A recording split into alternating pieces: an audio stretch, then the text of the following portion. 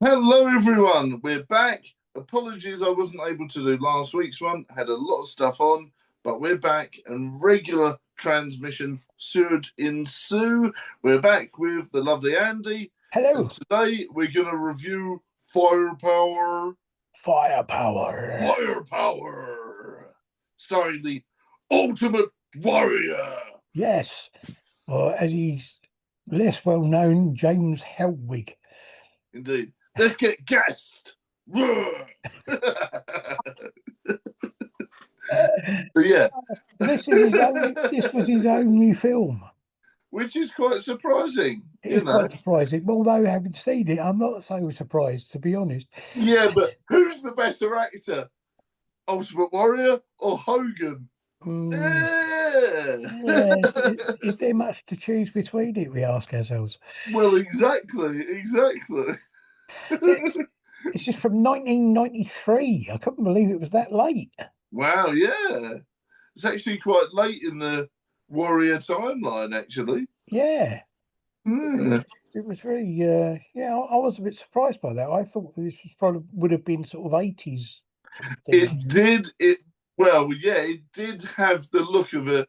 It did feel like an early sort of like 80s, 90s film, you know. Yeah, It absolutely. literally, the screen dripped with 90s culture. It It really was, did. yeah, I did feel, I don't know if you feel the same as this, but the two guys playing the main characters, one of them looked like a young Mickey Rourke, Yeah. and the other one looked like Tommy from the Power Rangers. Yes, he did. It really did. I had to do a double take and went, is that Jason David Frank? You know? I was like, is that Jason David Frank? I'm not sure. No, it's not. Okay. But You yeah, were saying about it drip in the 90s. Some of the thing got me was there were some bits in it that looked really kind of sci-fi futuristic sort of stuff. And there was other stuff that looked like it either hadn't changed or even looked like it was old, even for the 90s. yeah. And it was bizarre because like the octagon or the ring, whatever you call it, was very futuristic, sort of like laser beams everywhere and electricity and Yeah, computerized weapons that appear out of nowhere. And then all of a sudden they're in some sweaty changing room that is not futuristic at all. You know? I don't know.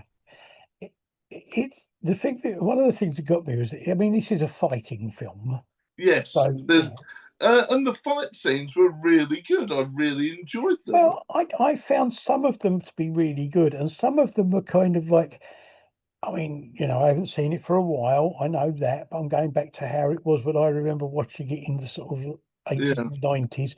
It was kind of sub-raw yeah, fighting, you know. It wasn't yeah. even it wasn't even at the sort of standard you would expect from something like WrestleMania, it was No, a bit it like, was. Um, I enjoyed that rawness of it because it did give you that believability.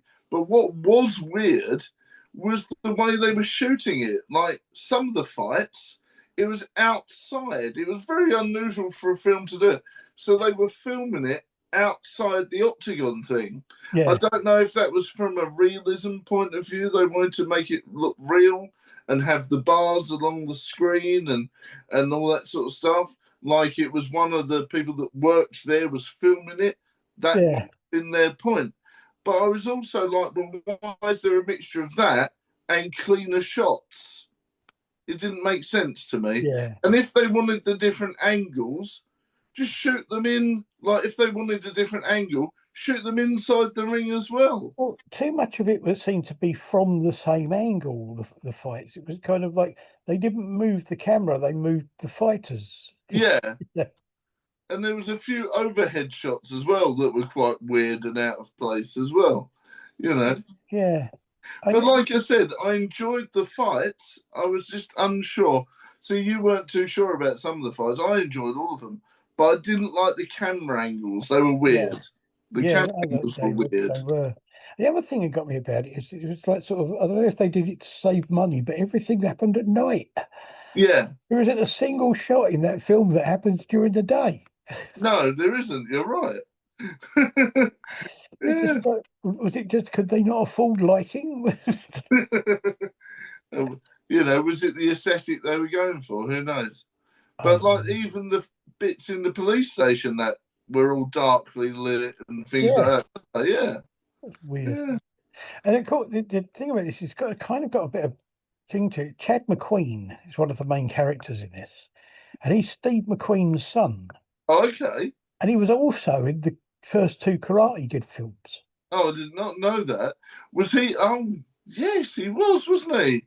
I can recognise the character now. He was Yeah, one of the I can't remember what they call them now. The dojo that we're kind of like Cobra against. Kai. Yeah, Would he have been in the Cobra Kai series? We're going to have to look that up I for don't another. think so. But the other one though, the other guy, Gary Daniels, Yeah, I think he he makes a point of being in films with wrestlers in. I think because he was in the Expendables and yeah, what's it called? Hurt to Kill. No, Hard to Kill. I think it's yes, hard to Hunt to kill. Kill. Both of which have got Stone Cold Steve Austin in. Oh, And he was okay. also in Fist of the North Star, which had Vader in it. Yeah, oh yeah. So it's like, does he make a career out of being in films that have got wrestlers in parts of it? I know what I'm going to do. I'm going to be in every action film where there's a wrestler Yeah, and bring the money. I just wonder if he wanted to be a wrestler and that was the. Yeah, he's the film version of Hogan. He's going where the money is. Brother. But I mean, no, I don't think this was a particularly great film. I found it a bit dull. It was a bit weird, wasn't it? Like the fight scenes were the main attraction. But it was one of these things, and I really struggle with these films because I don't know if it's the director or the way they film it, but the scenes should be exciting.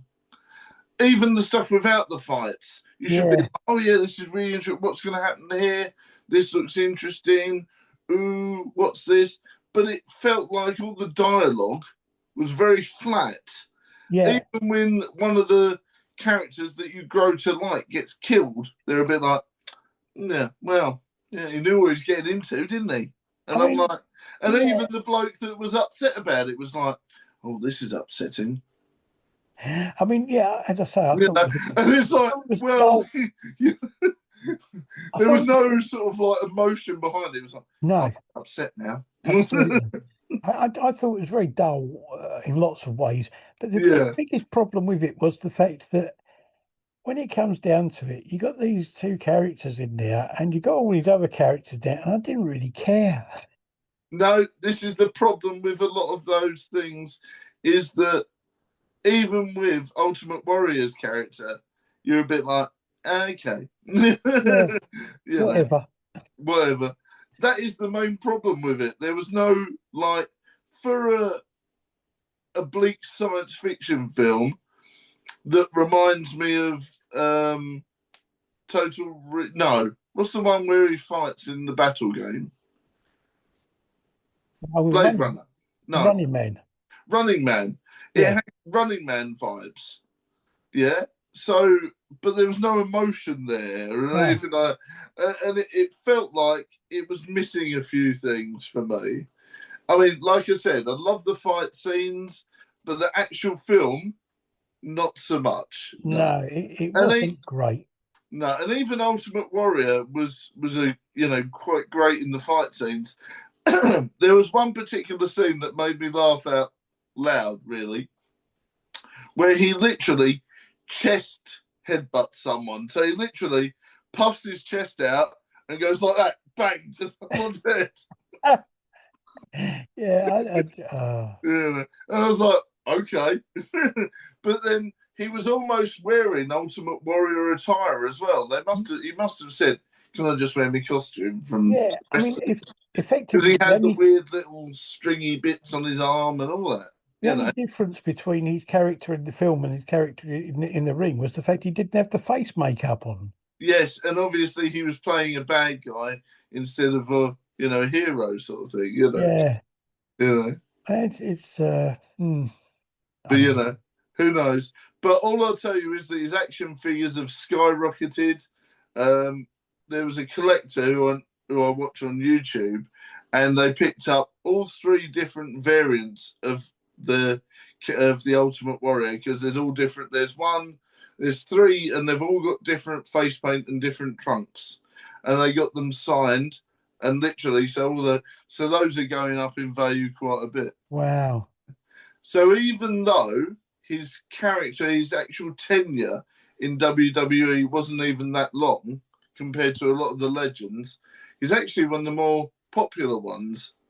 I will say that doing this film thing with you has actually made me good, because on Netflix they have an archive on there of old stuff and that sort of thing. I've actually been watching the 1990s Royal Rumbles, Oh, excellent. Yeah. which I remember watching at the time. Yeah. But it's interesting to watch it and think, well, bloody hell, I've forgotten about him. Yes. Yeah. Yeah. So you remember all the old school characters. Some I'm glad I'm bringing back some fun nostalgia. Yeah, some of What I them are quite will interesting. suggest for a modern match is the latest one that was in Mexico, which was a AAA one, and they did a mask versus mask one. Oh, okay. And it is 50 minutes of pure cinema. It's one of my favourite matches of all time. I Apart from Rock versus Hogan. watched last year's Royal Rumble and I wasn't overly impressed with it. But part of that was because of the fact that I was watching it thinking, I have no idea who most of these people are. Yeah.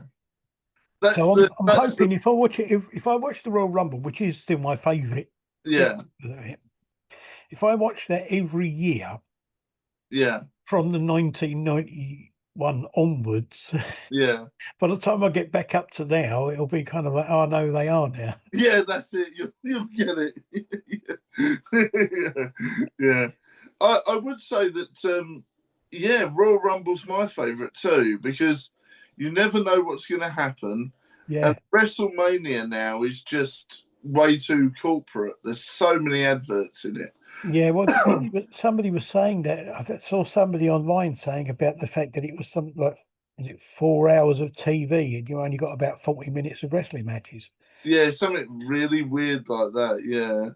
I don't know the exact numbers, but I will tell you that it was advert mania. They literally went overboard on the ads. Well, I hope, because there's a better way to do it rather than running a 5-minute advert all the time.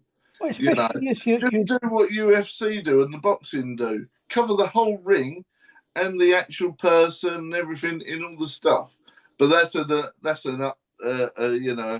very interesting debate for another day, because some people are like, well, they never used to have sponsors. Why they got sponsors now? Yeah, I know. So, like, but then they want to be more legitimate, so they're following what TK, like UFC do and boxing do and all that sort of stuff. I wouldn't mind if it wasn't for the fact that you're still charging people an arm and a leg to watch it. Well, this is what I mean. We as the British public are actually very lucky because it's on Netflix, and completely for free. Absolutely. But if you watched it in America, you would need, and don't quote me on this because I'm not 100% sure, but you need ESPN, and then you need ESPN Plus, and then you probably need something else as well. So you're looking at 45 quid or dollars, whatever, to join up on all this stuff just to watch one event. Well, all the ones I used to watch, all of the things I watched back in the day, Royal Rumble, a couple of WrestleManias and things like that, we had Sky, but you had to pay for it because they were pay-per-view. That's right, yeah. So £20 a time, Yeah. So, they're getting that sort of money in as well. That's it. I wouldn't even pretend to understand how Netflix makes money on the side, but it's all to do with like watch time and sort of like metacritical data and all this sort of stuff. Because they make their money. They don't make their money on our subscriptions. They make it on some other way. I'm not too sure, but they make it in some weird way of like user data and stuff. But it's also a fact that it's like sort of on Netflix and on some of on Amazon and that sort of thing to a certain extent. They do on there quite often what Sky used to do, which was like you had an hour-long program. You had 5 minutes of adverts at the beginning and 5 minutes of adverts at the end, none during the program. That's right. And I think they need to go back to that format, really, because it is upsetting people and they are going to other alternatives. Yeah. So there you go. But let's wrap this up because Okay. I have got less than 10% battery. All right. So what would you give Firepower out of 10? Oh, I've got to say, for me, I'd probably give this a grudging 2. See, I'm going to be a bit more generous because I enjoyed the fight scenes. I'm going to give it a generous 5. Oh, okay. A generous 5. Slap bang in the middle. Not terrible, not great.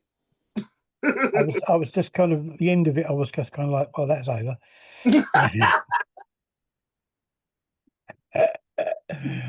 Oh dear. Well, it's bye from me and it's bye from him. Goodbye. Goodbye. Thank you very much for watching, guys. Don't forget to like, share, subscribe, hype, and all the business. And if you're new, please pop over and see Andy at Thrave Productions. That's correct indeed. Yes, pop over and see Thrave Productions, where he does brilliant interviews with people, and I annoy him on a weekly basis doing film reviews. And you do the odd review of the old sweets and that now, I've seen. Yeah, well, just a couple of odd things I put in now and again. Indeed. So please pop over and say that we sent you. All right. Bye for now, everyone. See you next time. Bye.